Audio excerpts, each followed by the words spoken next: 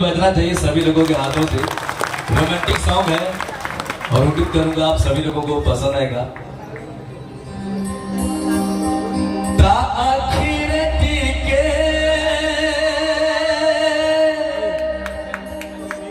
खुशी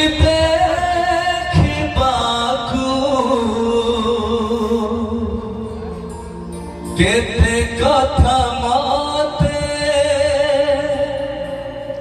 पड़े भाबिबाकू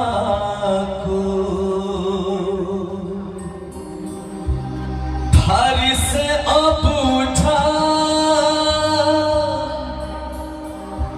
बुझे नाही किछि आज जाए ताकू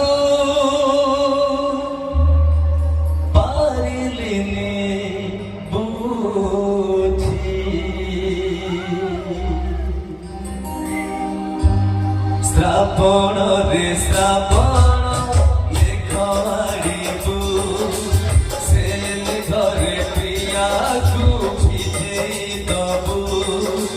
श्रावण रे श्रावण लेखवाड़ीबू से घरे प्रियाकू भिजै दबू।